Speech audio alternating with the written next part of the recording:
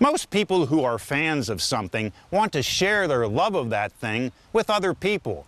For example, sports fans may fly a flag of their favorite team on their property. Well, I met a man who loves science fiction, and I want you to see what he does on his property. But normally it flies with the wings together. This is Chris Klawuhn at his home in Mill Creek. The front of his property is adorned with science fiction spacecraft and science fiction characters. They are in his yard. They are in his driveway. They are on his front porch. He built everything himself. I've always loved science fiction. I watch science fiction movies, of course. Everybody gets started into Star Wars who's into it.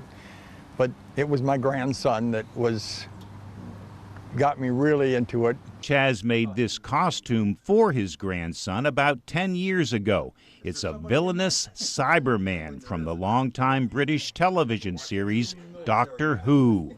Soon after, Chaz started to build spacecraft. Here's the TARDIS, the time machine and spacecraft from Doctor Who.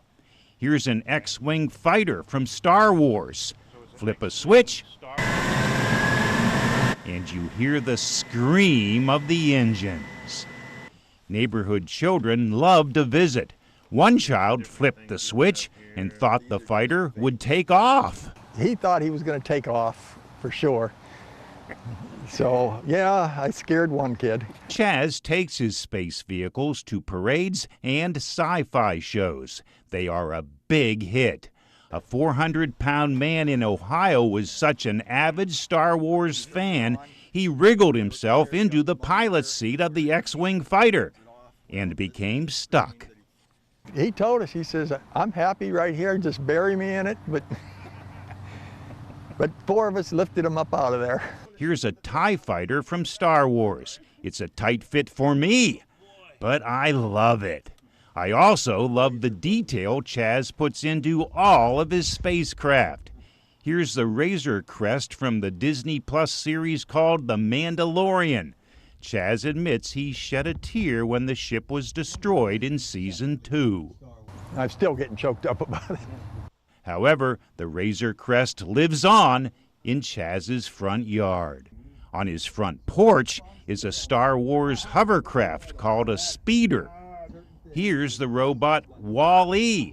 And speaking of robots, here's R2-D2 from Star Wars. Come see it, but drive by. If I'm out here, stop and talk to me. I'm out here a lot. With the last word a long time ago in a galaxy far away. John Last, Erie News Now.